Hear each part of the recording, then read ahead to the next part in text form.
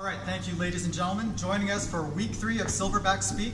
As you can tell, we have a different look this week, and I'm not talking about our lovely Aloha attire. As you know, my normal co-host for this piece, Matthew Pert, is away on assignment in Christchurch. So instead, we have the box jumping, burpee bouncing, double under skipping, handstand walking, pistol squatting, woo, son of a gun, the Kyle Harris. And for those of you who don't know Kyle, what I can say about this individual right here is if you try to go toe-to-toe with this guy in a workout that is predominantly body weight, heavy on conditioning, let's just say he will drag you into the deep waters, or more aptly put, he will drag you into the K-hole. Welcome, Kyle Harris. Thank you very much for that warm welcome, and it's an absolute honour to be filling Matthew Pert's shoes. Hope you're having a good time in Christchurch, but to be an honorary Silverback's quite special. But like they say, you're only as old as the people you feel, so I think I'm the right man for the job today. Dave, what have we got on this evening? All right, so what we'll do is jump right into 19.2, the week that was, and we will get started with the ladies. What a workout. All right, so for 19.2, we had a triplet of toes to bar, double unders, and then kind of ascending ladder of squat snatches. Indeed. And if we look at the women's leaderboard, Laverne Kruger holds at number 1, but with a very slight lead over Nina and Ange. Michelle Willits, the ageless Michelle Willits, coming in at number 3. And surprise, surprise, Lily Bell Sawyer sneaks in at number 4. Kyle, any thoughts on this? Unbelievable. It was a moving week.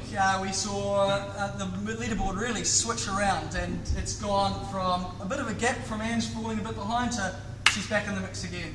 And Laverne and Nina, it's no surprise the hard work they've been putting in to be top of the leaderboard there. Yeah, you can almost feel after the first workout, Ange was at number 6, surprising everybody. You can almost feel her asserting her proper place on the leaderboard, sneaking up right in 1 point behind Laverne. But I can assure you, Dave, it's not the only place she asserts her dominance as well. Not sure what K-hole means there, but yeah. Any other Moving thoughts? along. Lily Bell, I don't think we can go away without mentioning her. She's gone. This is her first open, first year she's been eligible age-wise to do it, and she's crushing it. Rowing obviously is helping out her fitness because she is killing it out there. Are there any other ladies you'd like to mention? Yeah, I mean, a couple things. First off, I think we can tell from the move from 19.1 to 19.2 in the shift in the leaderboard, what we can see about CrossFit is how people do individually depends very much on the movements that are announced in the workout. So for example, Imche, who came out and just dominated 19.1, not so hot on some of these particular movements, and drops down to number 6. There's no doubt that Imche will be back. Absolutely, no doubt Get about a thruster that. in there or a movement like that, and yeah, she'll be right in the mix again. But it's not all about who's in the top 4 or 5. That's right. A couple other shout outs. I want to mention Rachel Grunwell, Wendy Fan, and Erin Parkinson. Not the biggest athletes, but they came out, got through the toes to bar and the double unders, and that first round of squat cleans was pretty darn heavy. They cranked out a few or more than a few, so I was really impressed with them. And then also Megan Moulton and Laura Santos. Megan, who also really had to work through her double unders, she got them that morning, and she finished just barely with about a second or 2 left the first round of the squat cleans, as did Laura Santos, but she actually got back to the bar to get 1 more toes to bar. Unbelievable from all the ladies in the gym. Now, moving right along to the men's side of the table. What have we got happening here, Davey? Well, once again, John Roach really kind of cementing his dominance, at least through 2 workouts. First and second, only 2 points, and in commanding first place. I'm going to stop you there, Dave. You predicted Roman tipping the big man up. Yeah, I did. 2 workouts, I think, would have suited Roman. But John has just shown how unhuman and how mechanic-like he is with 2 performances. Are you still sticking with Roman? I don't think so. I mean, the thing about John is he's one of the few people that comes in here and does the workout 1 time. And yeah, he's proven me wrong. Now Roman, we feel him. He came in at number 6 after 1 week, and he's crawling his way back into contention. But still, Johan holds him off at number 2 overall. And then we have a 4-way tie for 4th between Aaron, Marcio, Jacob, and Matthew Pert, my fellow Silverback. So yeah, it's really kind of starting to get heated. Before we go away from Roman though, just want to mention he was put a huge courageous effort up. He had a little fun run on the Friday. Was it Saturday morning? Anyway, on Saturday evening, came down ill and sadly wasn't going too well in the guts, but still came in and gave it another crack. So bloody good on you, Romy. Yep, good job. Any other lads in the field that you've been looking at? Nice segue there. Speaking of fields, I want to talk about Linus Field. Thank Somebody who just came into CrossFit a few months ago. This guy has raw athleticism. He's coachable. He's young. I predict that for I think it's in the October Open, he will be top 7 or 8 in the gym. I saw him crushing out bar muscle-ups this evening. Yeah. And I've got a good bet that they're on air this week, so we'll get to that later. Also, Colin, I saw him doing nearly 20 minutes of work and PBing his squat clean during the workout, so that was huge, Colin, so well done, mate. Do you know who I also saw roaming around the gym? Who's this? Adam. I had a yarn to Adam Wellman the other day in the gym. He was, you remember Adam Wellman? He was back in here moving around, lifting up weights, doing really well. Kyle Adams no longer with us. Yes! Speaking of elderly, good-looking gentlemen, come with me for a second. We've all known that Billy Slater's held the best-looking male in the 45 to 50-year-old class in the Greater Newmarket area. But ladies and gentlemen, votes have been in, and there is a change. There is a new, what we call silverback with spunk in the gym, and that is Matt Wilkins. And that has caused Billy Slater not only slide down the leaderboard to 2nd, 3rd, 4th, or 5th, but he has dropped down all the way to 6th. And that means Matty Wilkins is now the best looking 45 to 50-year-old male in the Greater Newmarket area. Thoughts on that, Davey? Matt Wilkins, I gotta say you came in here with a flurry and you've taken over one of the most prestigious titles in this gym. All right. Back on the serious things, although that is fairly serious. That's very important. All right, back to 19.2. Look, this was a crusher of a workout.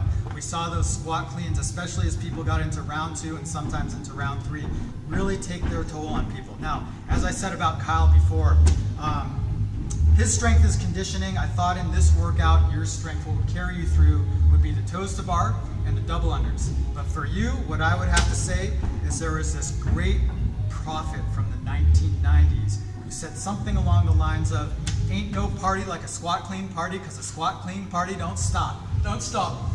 How did you feel that minutes 7 to 12 getting through those heavy squat cleans? Let's just say I felt pretty good. From 1 till 5. From 5 till 7 was pretty tough. Luckily, I packed on a few pounds over the summer.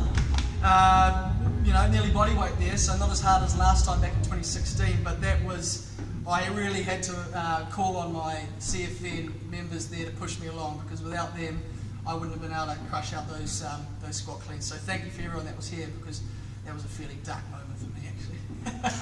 Not to, pick on you or anything, but talk about getting really only 3 or 4 toes to bar in a 4-minute span. Roughly 4 minutes. Yeah, that's all I got, 3 toe to bar. That's nearly 1 a minute though. That's a cracking pace.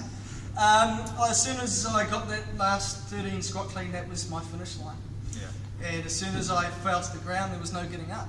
So it was a weird moment. Never been in that kind of space where my body didn't want to work. So I was white as a ghost apparently, my eyes rolling back. But that's what the Open's about: is testing your limits, Absolutely. giving it all, and having everyone cheer and really get those last 3 reps for me. So special white really. Yeah. All right, well, good on you. Look, we're going to stick with Kyle now just a little bit, because there have been some very incriminating allegations posted up on the CFN message board. So these come from Aaron Cunningham.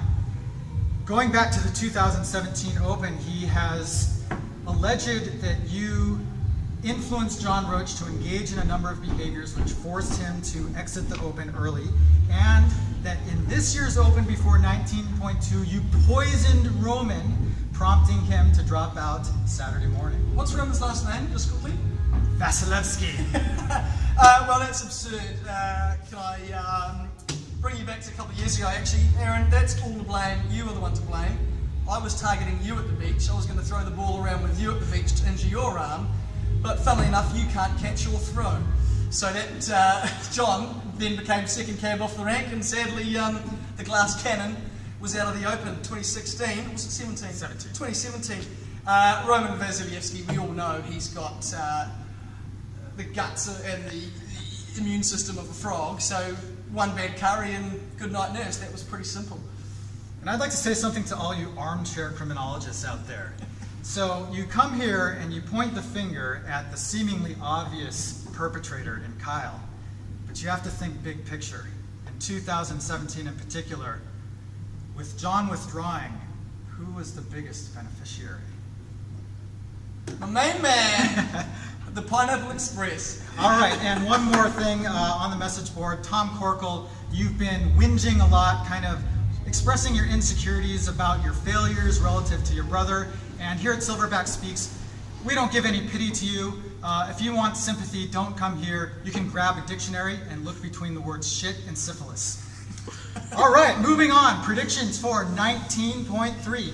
Actually, we may not do predictions. We're at a point in the Open where maybe we can think about movements that we can bring out. So what movements might we expect to see in the next 3 workouts? Well, we've gone squat heavy, we've gone squat heavy volume, so I'm thinking we're not going with the squat, I'm thinking we're going light. So I'm thinking either a light dumbbell snatch, high volume dumbbell snatch, or maybe even barbell dumbbell snatch. I think they're not going to get us in the squat 3 weeks in a row, but I could be wrong. What about you, mate? I'm not sure. You can never really tell with the Open, but I think what people need to start doing now is thinking about what movements are coming. So we haven't had things like overhead squats, as Kyle said, snatches. We haven't been on the bar in terms of pull-ups, chest to bars, the different types of muscle-ups, bar and ring, burpees, box jumps, those types of movements. So those are the different things we can expect. Matt Williams, I don't expect to see a 12K run or non-stop overhead squats, so please ask good questions from here on out. That would be good, Billy. And that's one of the main reasons you've slid down in the leaderboard. Stupidity doesn't. Yeah, it's still about speed, does it, Dave? Absolutely not. Getting back onto 19.3, how do you think these movements are fit together? Are we thinking chipper? Are you thinking couplet, triplet, as we've had those ladder move structures so far? I'm thinking something short between 6 and 8 minutes. Really? Yeah, double. Yeah.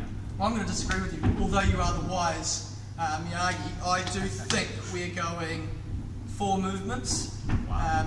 However, starting with a chest to bar, starting with a dumbbell snatch, and then maybe going up in technicality, maybe going up in weight. Who knows? As you go further on the chipper.